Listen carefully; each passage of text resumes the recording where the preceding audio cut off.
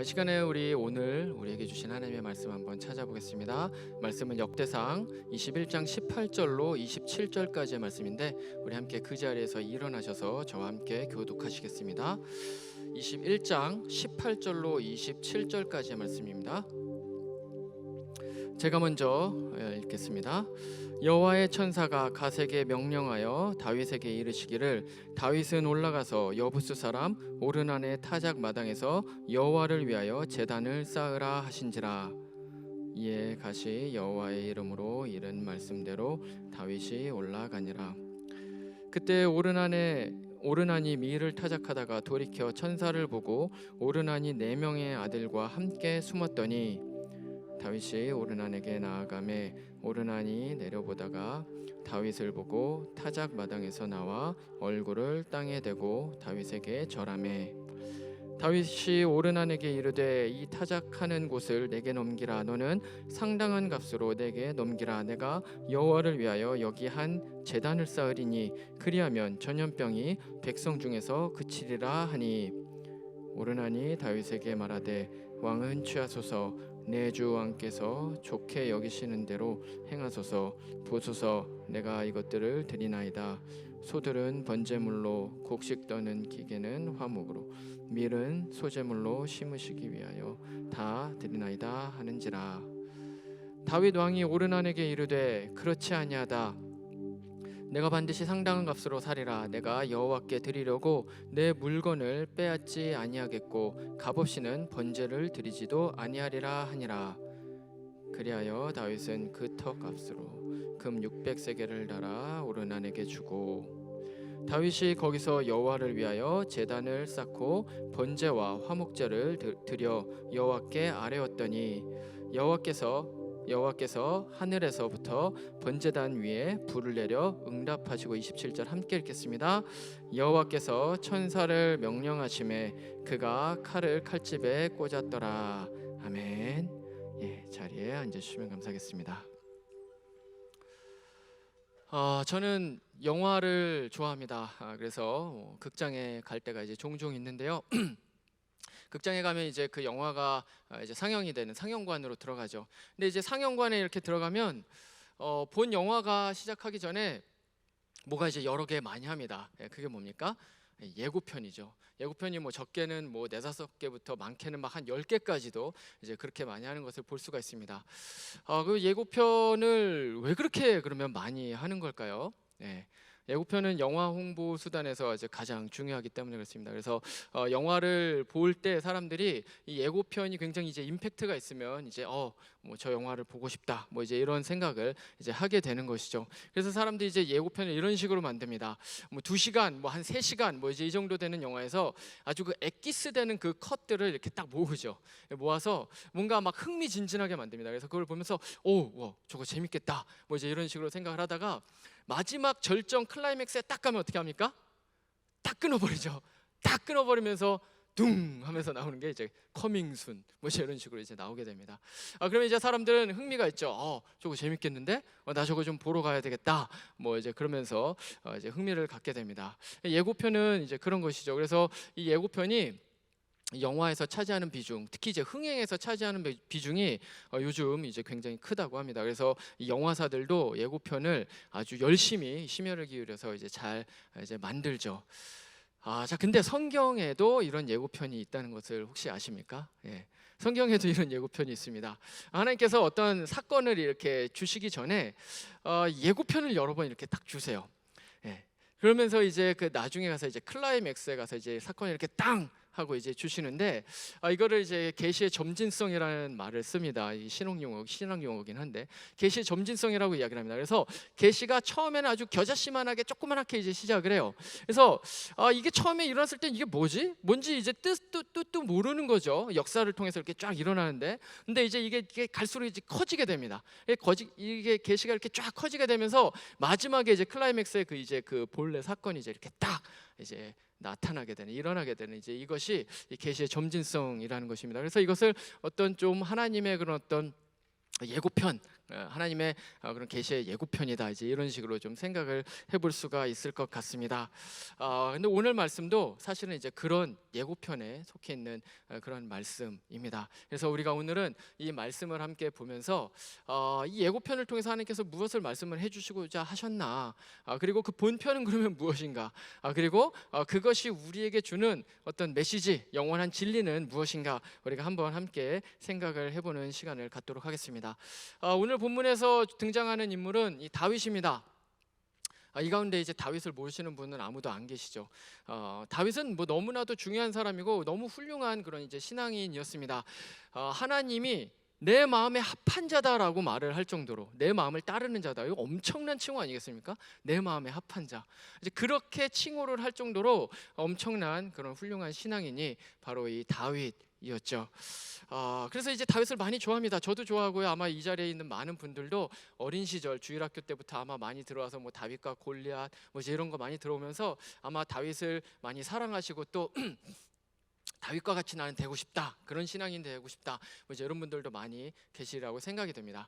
자, 근데 다윗도 우리와 같은 사실은 성정을 가진 사람이었어요. 그래서 우리가 주일학교에서 들었던 그 다윗은 굉장히 좋은 사람, 물론 좋은 사람 맞습니다. 하지만 사실은 우리와 같은 성정을 가진 사람이었기 때문에 이 다윗의 삶에 실수와 실패가 사실 상당히 많이 있습니다. 이게 다윗의 삶을 이렇게 좀 꼼꼼하게, 이제 사무엘 상하의 말씀을 이제 꼼꼼하게 보면 사실은 다윗이 우리 이상으로 잘못된 그런 악한 행동도 하고요, 또 잘못된 판단도 하고, 이제 그런 일들이 사실 많이 일어나는 것을 이제 말씀을 통해서 우리가 알 수가 있는데 오늘의 말씀이 사실 그 중에 이제 그 실수 중에 이제 하나입니다.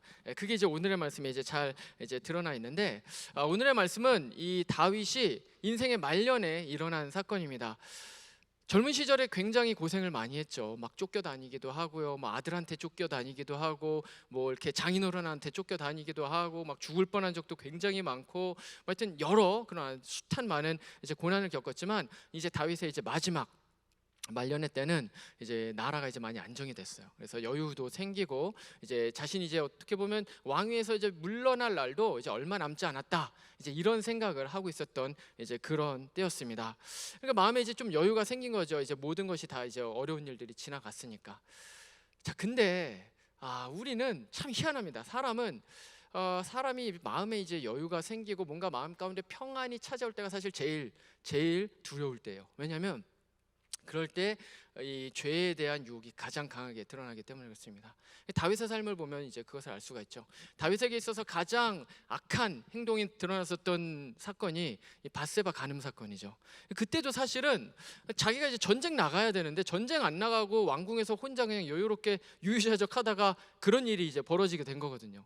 근데 여기도 역시 마찬가지입니다. 여기도 이제 뭐 모든 그런 어려운 일들이 다 이제 지나가고 뭔가 나라가 안정이 되고 이제 이렇게 됐는데, 그러다 보니까 해서는 안 되는 행동을 이제 하나를 하게 되는데, 그게 뭐냐면 이제 인구조사였어요. 인구조사는 사실은 뭐 그 자체로는 문제가 안 되죠. 뭐 사람 숫자 세고 뭐 이제 그런 건데 뭐 문제가 되겠습니까? 맞습니다. 인구조사 자체는 문제가 아니었어요. 자, 근데 문제는 뭐냐면 이 인구조사를 하는 이 다윗의 이 마음 상태, 이 동기, 이게 문제였던 거예요. 이 다윗이 지금 여기서 인구조사를 하려고 했었던 이유는 뭐 어느 지파에 뭐 누가 몇 명 살고 이런 거를 따지려고, 이런 통계를 하려고 한 게 아니었어요. 이것을 하려고 했었던 이유는 이 마음 가운데 뭐가 있었냐면, 야, 내가 그래도 수십 년을 그 고생을 하면서 이렇게 열심히 이스라엘을 내가 잘 다스렸는데, 아마 잘 다스렸을 거야. 얼마나 우리 백성들이 많이 늘어났는지, 또 군대는 얼마나 커졌는지 내가 그걸 좀 조사를 해봐야 되겠다, 이제 이런 생각이 있었던 것이죠. 그리고 나아가서는 무슨 말이냐, 이 일을 한 게 하나님의 은혜가 아니라 내가 잘했다, 나의 공로다, 나의 능력이다, 이제 이런 생각을 하게 된 거예요. 이게 뭡니까? 바로 교만이죠. 교만. 이 교만의 마음이 싹 터서 그것을 이제 인구조사 이제 하려고 했었던 것입니다. 그래서 이제 사실 요압이 이걸 싫어했죠. 그래서 왜 이거를 하시려고 합니까? 하는데 그걸 이제 강행을 해서 이제 하게 됩니다. 교만이 하늘을 찌르고 있었던 상황이었던 것이죠. 근데 하나님께서는 절대 속으시는 분이 아닙니다. 하나님은 우리보다도 우리의 마음을 더 잘 아시는 분이시죠.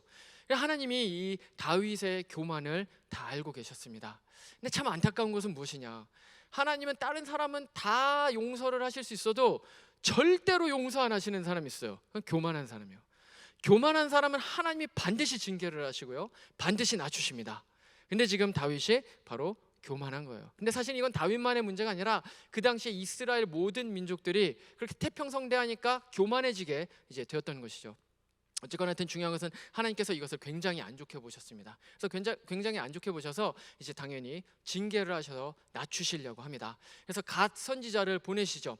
갓 선지자를 보내셔서 징벌을 하시는데 세 가지 옵션을 주십니다. 셋 중에 하나 너가 이제 골라라 하면서, 한 가지는 7년 동안 이스라엘의 기근, 그리고 두 번째는 3개월 동안 적들한테 쫓겨다니는 거, 그리고 마지막 세 번째는 3일 동안 이스라엘 전역에 전염병이 도는 거. 이 세 가지 중에 하나를 골라라. 이제 하나님께서 이렇게 옵션을 주십니다.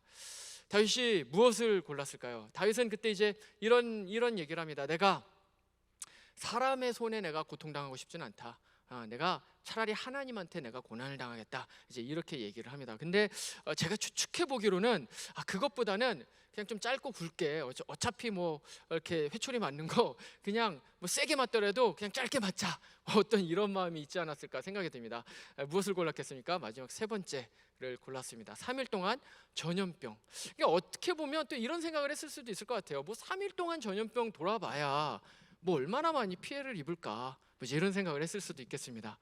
근데 어쨌거나 하여튼 3일 동안 전염병이 이제 도는 것을 선택을 합니다. 자, 근데 문제는 이 강도가 상상을 초월했다는 거죠. 하나님은 한 번 회초리를 드시면 이거는 뭐 그냥 찔끔하다가 말지 않으십니다. 3일 동안 이제 전염병이 돌지만 어마어마하게 컸습니다. 7만 명이 죽어요, 3일 동안. 이거를 뭐 어떻게 설명하겠습니까? 아마 그냥 이게 뭐 전염병이 뭐 오늘날의 코로나처럼 뭐 이런 식이 아니라, 아마 이제 그 예전에 애굽의 10번째 그 재앙, 그 장자의 죽음을 주셨을 때처럼 그냥 막 한 집 한 집 들어가면서 이렇게 징계를 하시지 않았나 생각이 들 정도로, 사실 3일 만에 7만 명이 전염병으로 죽는다는 건 말이 안 되는 거죠. 근데 어쨌거나 하여튼 7만 명이 죽습니다. 근데 사실은 그거보다 더 큰 문제가 있었습니다. 그 끝이 아니었다는 거죠. 더 큰 재난이 있었는데, 그게 뭐냐면 예루살렘을 치시려고 하신 거예요. 예루살렘은 가장 중요한 곳이죠. 근데 그 예루살렘을 치려고 여호와의 천사를 보내십니다. 그래서 여호와의 천사가 이제 칼을 딱 뽑아듭니다. 그리고 칼로 이제 예루살렘을 이제 한번 이제 치기만 하면 뭐 예루살렘은 끝장나는 거죠. 끝나는 겁니다. 완전 초토화되는 겁니다. 그러면 이스라엘이 지금까지 누리고 있었던 이 번영, 평화 이런 거는 한 번에 싹 사라질 수밖에 없는 것이죠. 뭐 우리가 지금 코로나로 2년 만에 뭐 이제 2년 남짓 됐는데도 뭐 온 세계가 난리가 난 것처럼, 뭐 사실 그보다 이제 훨씬 더 큰 이제 문제가 일어나게 되었던 것입니다. 그래서 이제 여호와의 천사가 예루살렘을 멸망시키기 위해서 칼을 이제 뽑아듭니다. 이제 뽑아들어서 이거를 이제 딱 치려고 하는 그 순간 어떻게 하십니까? 하나님이 개입을 하시죠. 개입을 하셔서 잠깐 스탑, 그만, 이제 이렇게 말씀을 하시는 겁니다. 그리고 그만 됐다, 충분하다 라고 말씀을 하시고 다윗한테 무엇을 시킵니까? 제사를 드려라, 속죄 제사를 드려라, 이제 이렇게 말씀을 하십니다. 그래서 이제 다윗과 이스라엘 모든 장로들이 다 함께 모여서 속죄 제사를 드렸습니다. 그러자 어떻게 일어납니까? 어떤 일이 일어납니까? 여호와의 천사가 그 예루살렘을 멸망하려고 칼을 높이 들고 있다가 그것을 다시 칼집에 이제 꼽게 되는 거죠. 진노가 멈추게 된 것입니다. 하나님께서 사실은 멸망시키셔도 할 말이 없어요. 그렇지 않습니까? 이 교만한 자들은 하나님 앞에서 하나님의 영광을 가로채는 것이 이제 교만이죠. 그런 자들은 하나님 앞에서 당연히 징계를 받아 마땅합니다. 그런데 그럼에도 불구하고 하나님께서 이스라엘을 멸망시키시지 않으신 이유는 하나님의 긍휼과 자비가 풍성하기 때문이었다는 것이죠. 이것이 바로 오늘 말씀의 내용입니다. 자, 근데 이게 오늘의 말씀의 이제 겉으로 드러난 말씀인데, 사실은 이 스토리 안에는 훨씬 더 중요한 메시지가 여기에 숨겨져 있다는 것을 우리가 알아야 됩니다. 그것은 오늘 이 사건, 이 속죄 제사가 일어나게 되는 그 장소와 관련이 돼 있는데, 오늘의 장소가 18절 말씀에 나와 있는데, 18절 말씀에 이제 어디에서 이 속죄 제사가 일어났다고 얘기가 나오고 있습니까? 여부수 사람 오르난의 타작마당, 여부수 사람 오르난의 타작마당에서 일어났다고 이야기를 합니다. 근데 이거는 사실은 좀 이상해요. 왜냐하면 그 당시에 이제 이스라엘 백성들이 원래 그 제사를 드리던 곳이 있었어요. 거기가 어디입니까? 바로 모세를 통해서 주신 그 성막이죠. 성막이 여전히 있었어요. 성막이 여전히 기브온에 있었습니다. 그러면 거기에서 당연히 제사장을 통해서 제사를 드리는 것이 너무나도 당연합니다. 왜냐하면 하나님께서는 성막 이외의 다른 장소에서 제사를 드리지 말라고 하셨어요. 그렇기 때문에 당연히 성막에서 제사를 드려야 됩니다. 근데 지금 하나님께서는 특별히 지금 뭐라고 말씀을 하십니까? 너가 여부스 사람 오르난의 타작마당, 타작마당이에요. 그리고 여기는 제단도 아닙니다. 타작 밀타작하고, 그런데 거기에 가가지고 제단 쌓고 지금 제사를 드리라고 하는 겁니다. 그러니까 사실은 이건 처음 들었을 때 이게 왜 거기죠? 왜 거기인가라는 그런 어떤 생각이 들 수밖에 없는 상황이었다는 것이죠. 근데 사실은 하나님께서 이유가 있었습니다. 그 이유가 무엇이냐? 아까 말씀을 드렸던 바로 그 예고편을 보여주시기 위함이었어요. 그러니까 물론 하나님께서 자비와 긍휼이 많으시고 이 본문을 통해서 하나님은 정말 자비가 풍성하시고 맞습니다. 근데 그것보다 하나님께서는 사실 한 단계 더 나아가서 다른 어떤 한 가지, 하나님께서 앞으로 이루실 그런 어떤 사건 한 가지를 바로 이 다윗의 속죄 제사를 통해서 보여주시고자 하셨다라는 것이죠. 그러면 그것이 무엇인가? 그것을 우리가 이제 오늘 말씀을 읽진 않았지만 역대하 3장 1절 말씀을 보면 우리가 그것을 알 수가 있는데, 이 3장 1절 말씀 우리 함께 한번 읽어볼까요? 읽겠습니다. 시작.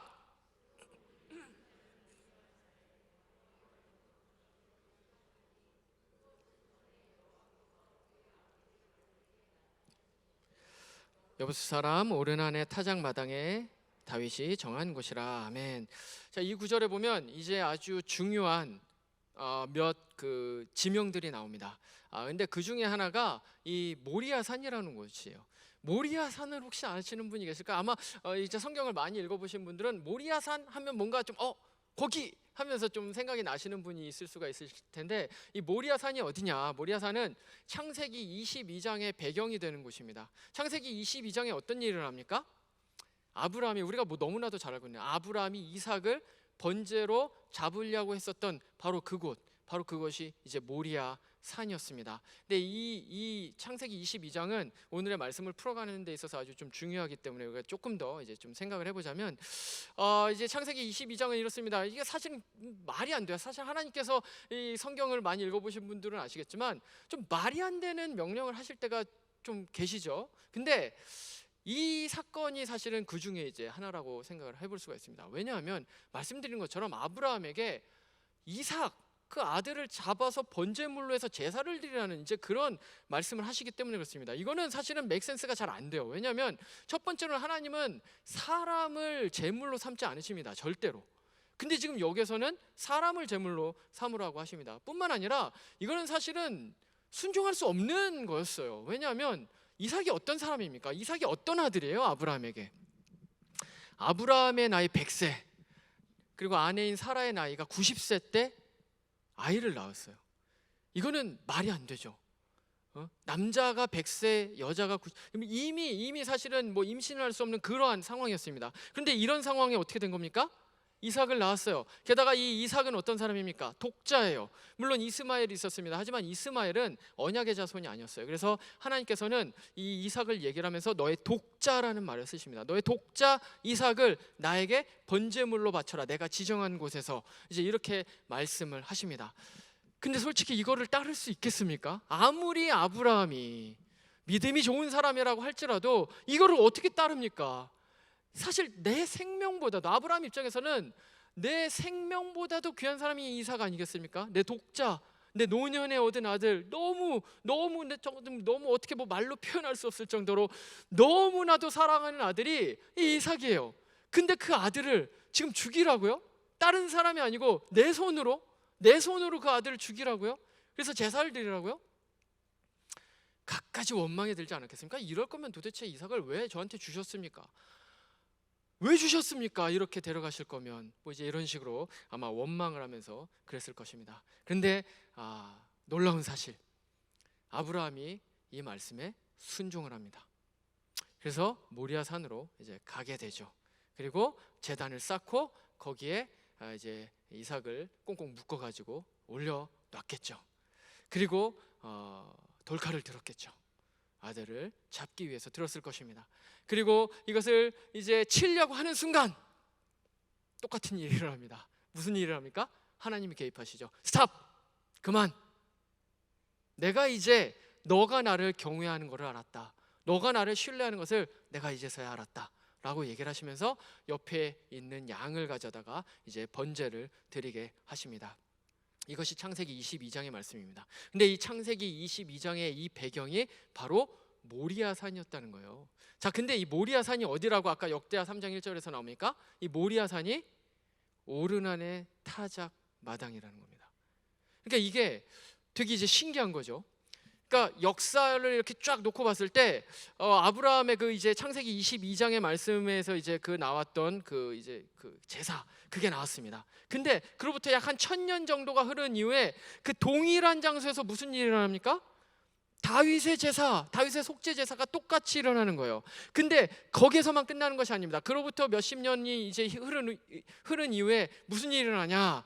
거기에서 솔로몬 성전이 지어지게 되는 거예요. 솔로몬 성전은 뭐 하는 곳입니까? 제사를 드리는 것이죠. 그러니까 하나님께서 지금 무엇을 하고 계신 것입니까? 몇천 년을 계속해서 흘러가면서 여기서 계속해서 뭘 보여주시는 거예요? 제사, 야, 너 여기 가서 제사를 해. 아브라함에게도 말씀을 하셨고요, 그리고 다윗에게도 말씀을 하셨고요, 그리고 솔로몬에게도 지금 그와 같은 말씀을 하고 계신 것이라는 것입니다. 같은 장소에서 계속 같은 일을 역사를 통해서 하고 계시다는 것이죠. 그러면 하나님께서 이걸 도대체 왜 하셨냐는 거예요. 말씀드렸던 것처럼 이것은 예고편이기 때문에 그래요. 자, 그것을 우리가 알 수 있는 그 키가 뭐냐면 오늘의 우리의 설교의 그 제목입니다. 설교의 타이틀이 오늘 뭐였습니까? 여호와 이레이죠. 여호와 이레. 이 여호와 이레 아마들 이제 많이들 들어보셨으리라 생각이 됩니다. 창세기 22장 아까 말씀드렸던 거기에서 아브라함이 그 제사를 드린 이후에 그 땅에 이름을 짓습니다. 이 족장들은 자기가 뭐를 겪으면 거기 꼭 그 땅 이름을 줘요. 땅 이름을. 그래서 뭐 베델도 그렇고요, 뭐 미스바도 그렇고요. 근데 이 그런 이름 중에 하나가 여호와 이레예요. 그러니까 여호와 이레는 그 땅의 이름입니다. 자기가 그 제사를 드렸던 그 땅의 이름. 근데 이 여호와 이레가 이 한글 성경에 뭐라고 번역이 되어 있습니까? 혹시 한글 성경 가지고 계신 분들 계신지 모르겠는데 이게 뭐라고 번역되어 있습니까? 여호와의 산에서 준비되리라 라고 이제 그렇게 되어 있어요. 그리고 영어 성경에도 많은 버전이 있지만 대부분의 많은 버전에서는 provide, 뭐 공급하다, 뭐 이제 이런 식으로 이제 뭐 대충 비슷한 뜻입니다. 근데 사실은 이거는 의역한 거예요. 히브리어 원문은 전혀 그런 뜻이 아닙니다. 여호와 이레의 그 이레라는 뜻은 사실은 무슨 뜻이냐면 보다라는 뜻이에요. 보다. see, look, 보다라는 뜻이에요. 보다라는 뜻. 그래서 이것이 히브리어 원문을 그대로 따져서 이거 직역을 해서 보면 뭐냐면 여호와의 산에서 뭔가가 보여지리라 라는 바로 그러한 의미인 것입니다. 다시 말하면 이 여호와 이레, 이 여호와의 산에서 뭔가가 보여지게 된다는 바로 그것이 뭐예요? 바로 이 창세기 22장에서의 이 예고편, 그리고 역대상 21장에서 이 다윗의 속죄 제사를 통해서 나타나는 바로 그 예고편을 통해서 뭔가 한 가지 사건을 이렇게 지목하고 있다는 거죠.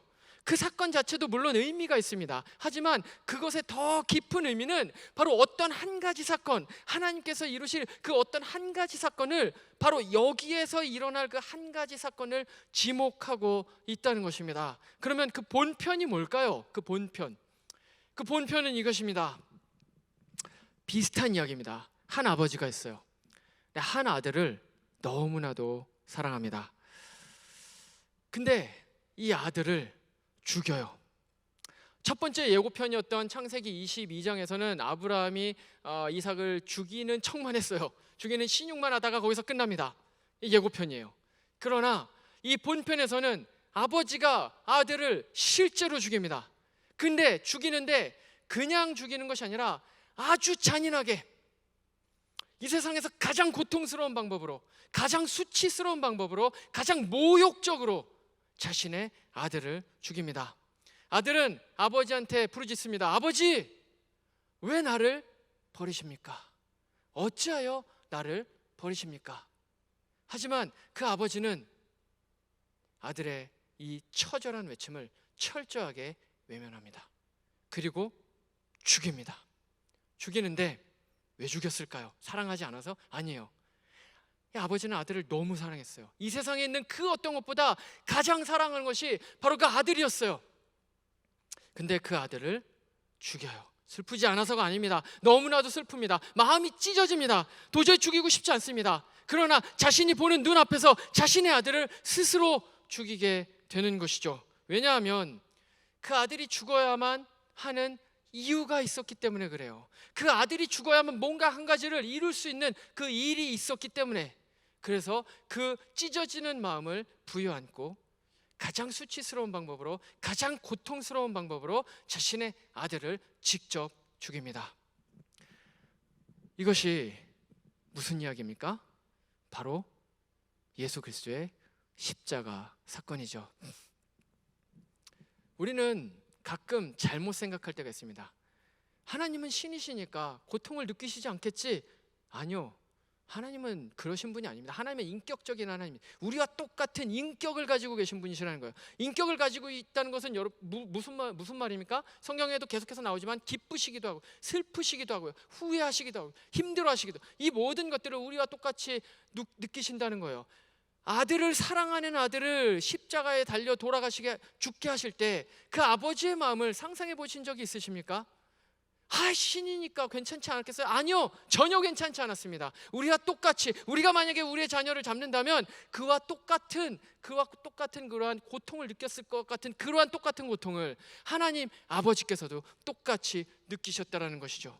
바로 이 사건을 보여주기 위해서 창세기 22장 그리고 역대상 21장에 하나님께서 그 속죄 제사에 대해서 계속해서 이야기를 해 주시는 것입니다. 자, 그러면 우리가 최소한 그리스도인이라면, 우리가 교회에 나와서 앉아있는 예배를 드리는 이런 사람들이라면 우리는 한 가지 반드시 생각해 봐야 되는 것이 있습니다. 그게 뭡니까? 왜? 아버지가 왜 아들을 그렇게 죽였냐는 거예요. 왜 죽였을까요? 왜 죽였을까요? 우리는 십자가 앞에 나가야 됩니다. 십자가 앞에 나가서 그 높이 서 있는 십자가 앞에서 그 피가 낭자해 있는 그 잔인한, 그 수치스러운, 그 모욕적인 그 십자가 앞에 우리는 실제로 한번 서봐야 된다는 것이죠. 그리고 진지하게 물어야 됩니다. 지금까지 우리가 들어왔었던 그러한 주일학교 때부터 들어왔던 그러한 것으로 그냥 그렇지 라는 것으로 모범 답안을 내놓는 것이 아니라 실제로 그 십자가 앞으로 나가서 왜 아버지는 아들을 죽일 수밖에 없었는가, 진지하게 우리는 우리 자신에게 질문을 던져야 된다는 것이죠. 근데 그 답을 사도 요한이 요한복음 3장 16절에서 이렇게 이야기를 합니다. 하나님이 세상을 이처럼 사랑하사 독생자를 주셨으니 이는 그를 믿는 자마다 멸망하지 않고 영생을 얻게 하려 하심이라. 이것이 아버지가 아들을 죽이신 이유였습니다. 높이 서 있는 그 십자가 위에, 그 메시지에 우리는 무엇을 느낄 수 있습니까? 그 십자가가 단순히 그런 우리의 어떤 치장하는 장신구, 우리의 어떤 목걸이, 그런 것이 아니라 그 십자가는 우리에게 날마다 이야기를 하고 있다는 것이죠. 그것이 무엇입니까? 내가 너를 위해 나를 사랑하지도 않고 나를 싫어하고 우상을 숭배하고 나로부터 멀어져 있고 어떻게 하면 나로부터 멀어질까를 고민하고 있는 너를 위해, 이 세상을 위해, 이 패역한 세상을 위해, 이 거룩하지 않은 세상을 위해 내가 내 아들, 나의 가장 사랑하는 내 아들을 너를 위해 죽이겠다. 바로 이것이 십자가가 우리에게 하고 있는 메시지라는 것입니다.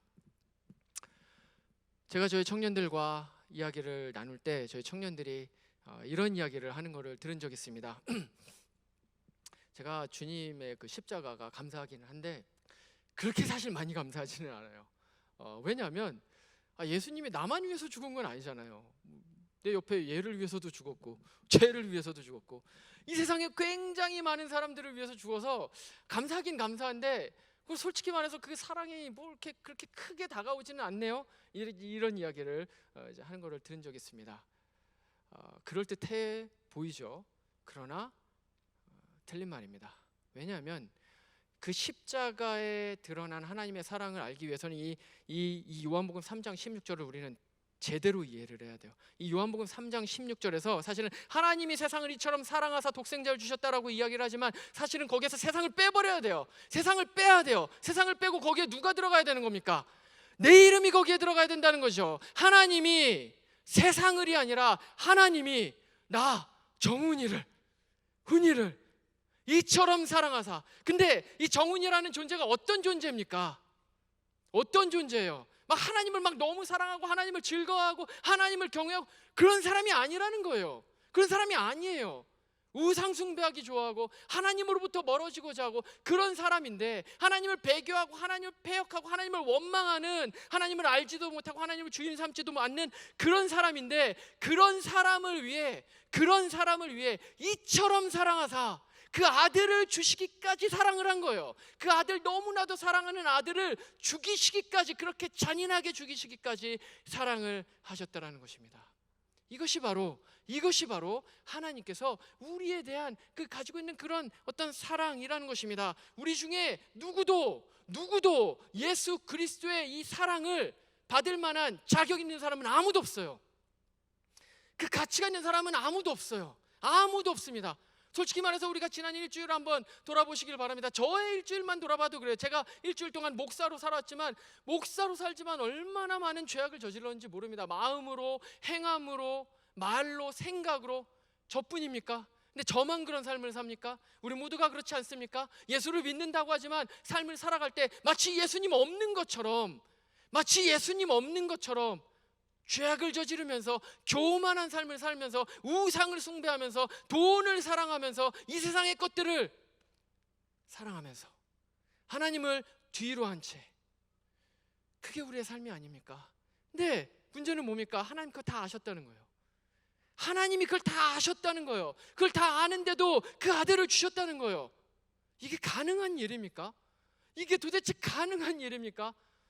이거는 맥센스가 절대로 안 돼요. 이건 이해할 수가 없어요. 우리가 이해할 수 없어요. 우리는 그 하나님의 놀라운 사랑을 결코 완전히 이해할 수 없어요. 이 세상 모든 것을 다 공부한다고 해도, 아무리 학식이 많다고 하더라도 우리는 그 하나님의 자신의 아들을 못 박은 그 사랑을 결코 완전히 이해할 수가 없다는 것입니다. 하나님은 우리를 너무나도 사랑하세요. 애끓게 사랑하십니다. 근데 제가 이제 저희 청년들하고 이제 상담을 하다 보면 우리 청년들 중에 하나님한테 너무 화가 나 있는 청년들이 간혹 있습니다. 그래서 왜 그렇게 화가 났냐, 하나님이 왜 이렇게 원망스럽냐 물어보면 이런 이야기를 합니다. 하나님이 내 기도를 안 들어주셨어요. 내가 이렇게 좀 해달라고 했는데, 내가 그렇게 기도를 했는데 내 기도를 안 들어주셨어요. 그래서 저는 정말 화가 많이 납니다. 하나님 없는 것 같아요. 하나님 능력 없는 것 같아요. 하나님 나 사랑하지 않는 것 같아요. 이렇게 이야기를 합니다. 근데 그것이 그 청년들만의 문제입니까? 아니요, 우리들도 그러지 않습니까? 내가 이렇게 열심히 기도했는데, 내가 이렇게 막 새벽 제단을 쌓으면서 내가 우리의 자녀가 이렇게 잘 되게 해달라고 기도를 했고, 내가 이렇게 내 사업이 잘 되게 해달라고 기도를 했고, 내가 이번 시험이 이렇게 중요하다고 내가 시험 꼭 합격하게 해달라고 그렇게 기도를 했고, 내가 얼마나 많이 주식을 막 사면서 코인을 사면서 얼마나 많이 내가 기도를 했는데, 하나님 지금 이게 일어난 상태가 뭡니까? 하나님 진짜 나 진짜 살아계세요? 하나님 진짜 능력 있으신 분 맞으세요? 하나님이 진짜 능력 있고 하나님이 정말 살아있다면 어떻게 이런 일이 나한테 일어납니까? 하나님 진짜 나를 사랑하시는 거 맞습니까? 제가 봤을 때 하나님은 내 옆에 있는 저 잘 나가는 저 친구들은 사랑하는 것 같지만 나는 사랑하지 않는 것 같아요 하면서 하나님께 원망을 하고 짜증을 부리죠. 혹시 이 가운데도 그런 원망과 짜증을 하시는 분이 계십니까? 그렇다면 사도 바울이 로마서 8장 32절에서 하는 이 말씀을 곰곰이 한번 생각해 보시길 바랍니다. 이렇게 이야기를 합니다. 자기 아들을 아끼지 아니하시고 우리 모든 사람을 위하여 내주신 이가 어찌 그 아들과 함께 모든 것을 우리에게 주시지 아니하겠느냐. 아멘. 무슨 말입니까? 하나님이 이 세상에 가장 중요한 거, 가장 귀한 걸 주셨다는 거예요. 그 아들, 하나님 아버지 성부 하나님이 가장 사랑하는 그 아들을 이 땅 가운데 주셨다는 거예요. 그리고 십자가에 못 박아 죽이셨다는 거예요. 무엇을 위해서? 우리를 위해서, 나를 위해서. 근데 그러면 나머지가 뭐가 아까워서 못 주겠냐는 거예요. 가난하고 힘들어요. 그래서 돈을 달라고 하니까 하나님이 못 주시겠습니까? 하나님이 뭐 복권이라도 당첨돼서, 아니면 뭐 지나가다가 뭐 하늘에서 돈이라도 떨어질 수 있게 해서 하나님이 돈을 못 주시겠습니까? 이 세상이 다 하나님 건데, 이 세상이 다 하나님의 소유인데 하나님이 그까지 돈 얼마 몇 푼을 모셔서 하나님이 절절 매시겠습니까? 주님이 죽은 자도 살리시는 주님이십니다. 우리에게 건강을 주시지 못하겠습니까? 다 하실 수 있어요. 하나님은 못하시는 것이 아무것도 없습니다. 근데 그럼에도 불구하고 내가 그렇게 열심히 새벽 제단까지 싸우면서 이렇게 열심히 기도를 했는데도 안 주시는 게 있죠. 왜 안 주시겠습니까? 이유는 하나입니다. 필요가 없으니까. 그거 없어도 되니까. 아니면 이럴 수 있겠죠. 내 은혜가 내게 족하다. 바울에게 하신 바로 그 말씀이죠. 바울이 사단의 가시로 인해서 저 너무 괴로워요. 하나님 이것 좀 이렇게 좀 고쳐주세요. 근데 그때 뭐라고 말씀을 하십니까? 주님이 내 은혜가 내게 족하다. 그런 거 아니겠습니까? 아니면 혹은 이거를 주면 안 되겠으니까 안 주실 수도 있어요. 예를 들면 우리의 자녀가 있습니다. 자녀가 배탈이 났어요. 근데 이 아이가 배탈이 났는데도 계속 아이스크림이 먹고 싶대요. 근데 거기다가 대고 그러면 어떤 부모가 야 아이스크림 그래 너 먹고 싶어 줄게 먹어 이럴 수 있는 사람이 어디 있습니까?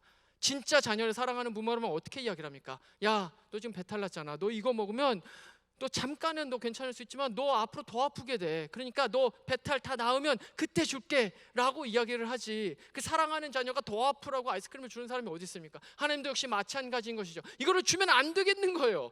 주면 큰일 나는 거예요. 이 돈을 주면 안 되는 거예요. 이 성공을 주면 하나님으로부터 떠나는 거예요. 믿음으로부터 떠나는 거예요. 그런 경우를 너무나도 많이 봤죠. 저는 특히 이제 청년부를 담당하면서 인생이 잘 풀리게 될 때 교회로부터 떠나고 믿음으로 떠나는 것을 너무나도 많이 봤습니다. 그러면 그 사람에게 그 성공이, 그 돈이, 그 학벌이, 그것이 복입니까? 화입니까? 그래서 안 주실 수도 있다는 거예요. 중요한 것은 무엇입니까? 하나님은 이미 우리에게 가장 좋은 것을 이미 다 주셨어요. 그게 뭐예요? 예수 그리스도. 그분의 가장 중요한 그 예수 그리스도, 그분의 생명을 우리에게 주셨다는 거예요. 그렇기 때문에 우리에게 모든 것을 더 채워주기를 원하시는 것이죠. 그렇기 때문에 안 주시는 것은 하나님의 의도와 뜻이 있기 때문이라는 것입니다. 절대로 우리를 사랑하지 않아서, 능력이 없어서, 할 수가 없어서, 저 사람보다 안 사랑해서가 아니라는 것입니다. 그렇기 때문에 그 하나님의 극진하신 사랑을 믿으시기를 바랍니다. 말씀을 마치겠습니다. 찬양팀 앞으로 나와주시고요. 우리 오늘의 말씀을 통해서 여호와의 산, 여호와 이레, 여기에서 일어난 사건, 바로 그 예고편이 무엇인지를 알아보았습니다. 사실은 이것은 이미 창세기의 앞부분 아담과 하와부터 이제 시작이 되는 그 아주 중요한 그런 어떤 계시인데, 이 계시를 통해서 하나님께서 계속해서 하시고자 하시는 그 말씀은 무엇입니까? 한 가지를 지목하고 있는 거예요. 그 지목하고 있는 게 뭡니까? 바로 예수 그리스도의 십자가. 이 세상에서 가장 중요한, 이 역사를 통틀어서 가장 중요한 바로 그 사건, 바로 그 예수 그리스도의 십자가. 내가 이 십자가를 통해서 너희들을 구원하리라. 내가 이 십자가를 통해서 너희들에게 나의 사랑을 확증하리라. 바로 그것이 거기 십자가에 달려있는 그 메시지였다는 것이죠. 여호와 이레에 스며들어 있는 메시지, 가장 중요한 메시지, 바로 이 설교를 통해서 하나님께서 우리에게 꼭 기억하기를 원하시는 바로 그 메시지. 내가 너를 이렇게 사랑한다. 내가 너를, 내 아들을 아끼지 않을 정도로 사랑한다. 이것을 결코 잊지 말아라. 주님께서 바로 그 말씀을 우리의 마음 가운데 지금 하시기를 원하시는 겁니다. 우리 시간에는 함께 그 극진하신 사랑으로 우리를 보듬어 가시는 그 주님을 감사하고 그 주님을 찬양하는 시간 갖겠습니다. 우리 함께 자리에서 일어나셔서 주님 앞으로 나아가겠습니다.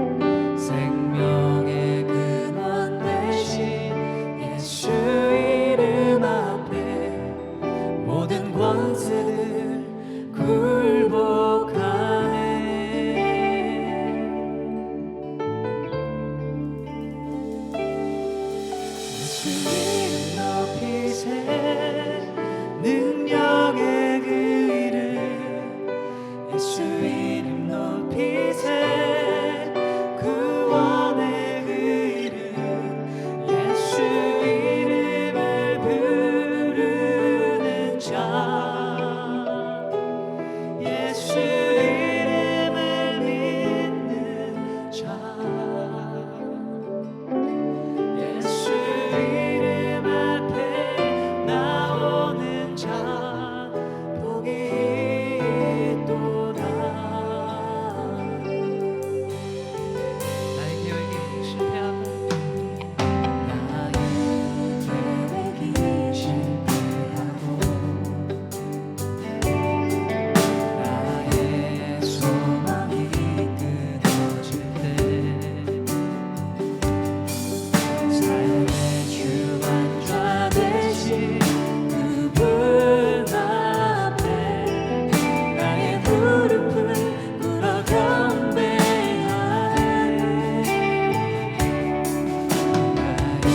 나의 삶을 그분께 맡길 때 비로소 나의 마음 평안해. 구원의 반석 되신 예수의 이름을 소리 높여 찬송하네. 찬양답게 합시다.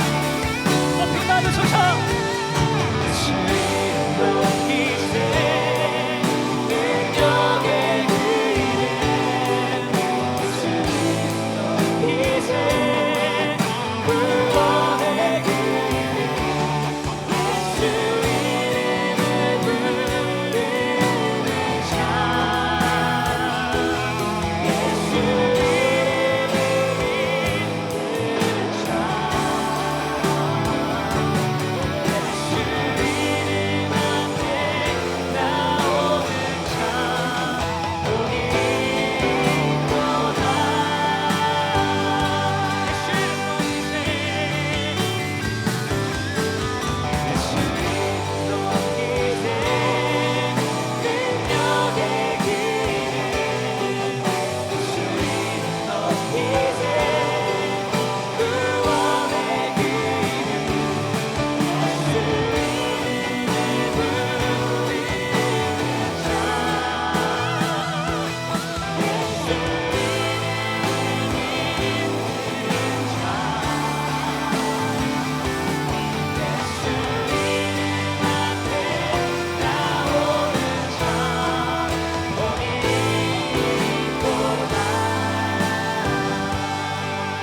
우리 시간 한 가지로 우리 기도했으면 좋겠습니다. 그렇습니다. 하나님 아버지께서 우리에게 보여주신 놀라운 사랑의 확증, 그것은 바로 예수 그리스도의 십자가인 줄 믿습니다. 우리 시간에 감사하며 주님 앞에 나아갔으면 좋겠습니다. 주님, 나는 거룩하지 못합니다. 나는 예수 그리스도의 그 목숨값으로 이 땅 가운데 삶을 살아가고 있는데 나는 여전히 자격이 없습니다. 내가 선한 행실을 하지 않습니다. 나는 너무나도 부족한 자인데 하나님 아버지께서 나를 너무나도 사랑하여 주셔서 그 예수 그리스도, 그 하나님 아버지의 가장 귀한 그 예수 그리스도의 피값으로 내가 이 땅 가운데 삶을 살아가고 있음을 믿습니다. 하나님 너무나도 감사합니다. 내가 이제 남은 인생을 온전히 예수 그리스도를 위하여 살게 하여 주시옵소서. 우리 시간에 함께한 목소리로 간절한 마음으로 주여 한번 외치고 기도하며 나아가겠습니다. 기도하시겠습니다. 주여, 하나님 아버지, 그렇습니다. 내가 하나님 아버지의 그 귀하고 복된 하나님 아버지 그 예수 그리스도의 그 피로 말미암아 삶을 살아가게 되었습니다. 하나님 아버지 예수님의 그 귀한 보혈의 공로, 그 예수님께서 하나님 그 살을 찢으심으로 하나님 아버지 내가 삶을 살아가게 되었습니다. 하지만 내가 하나님 아버지 이 땅 가운데 삶을 살아가게 될 때 하나님 그 감사함으로 삶을 살아가지 못할 때가 너무나도 많이 있습니다. 하나님 아버지 나를 불쌍히 여겨주셔서 자비와 긍휼을 하여 주셔서 이 세상을 살아갈 때 내가 그 예수 그리스도의 감사를 잊지 않고 삶을 살아갈 수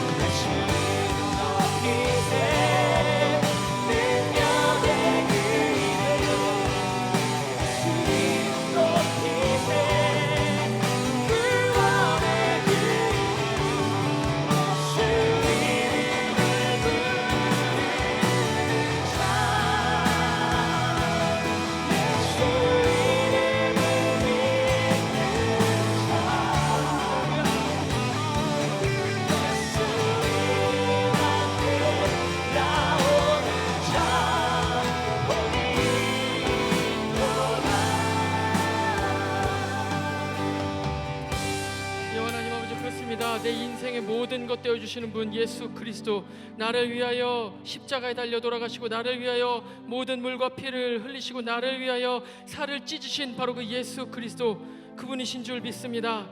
하나님 아버지, 내가 무엇이건데 나를 위하여 그 귀한 아들을 죽이셨습니까? 나같이 더럽고 추악하고 패역한 자를 위하여 왜 그 아들을 죽이셨습니까? 나는 도저히 이해할 수 없습니다.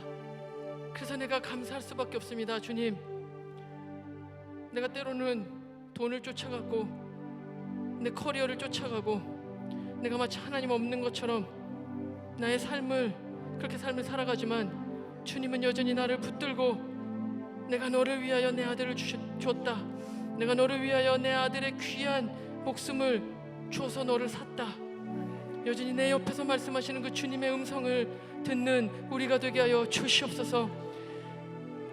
우리 너무나도 부족하지만 작은 예물 가지고 주님 옆에 나왔습니다. 내 목숨마저도 주님의 것인데 내가 드릴 수 있는 것은 이것밖에 없음에 너무나도 죄송하며, 그러나 이 예물이 쓰여지는 곳곳에서 온전히 예수 그리스도만이 드러나기를 간절한 마음으로 소원합니다. 여호와는 내게 복을 주시고 너를 지키시기를 원하며, 여호와는 그의 얼굴을 내게 비추사 은혜 베푸시기를 원하며, 여호와는 그 얼굴을 내게로 향하여 드사 평강 주시기를 원하노라. 이제는 우리를 위하여 이 땅 가운데 오셨으며 십자가를 지신 우리 주 예수 그리스도의 은혜와 우리를 너무나도 사랑하여 주셔서 그 아들을 찢어 죽이시기까지 사랑하여 주신 하나님 아버지의 극진하신 사랑과 성령 하나님의 감화 감동 역사 충만케 하심이 지금 이 자리에 나와서 예수 그리스도만이 나의 주인이요 나의 모든 것 되신다고 고백하는 우리 모든 ANC 교회 우리 성도님들 머리 위에, 우리의 조국 한국의 교회 위에, 그리고 지금 이 순간에도 자신의 모든 것을 다해서 주의 복음을 위하여 헌신하고 있는 우리 모든 선교사님들의 머리 위에, 가정 위에, 삶 위에, 사역 위에 이제부터 영원토록 함께 있을지어다. 아멘.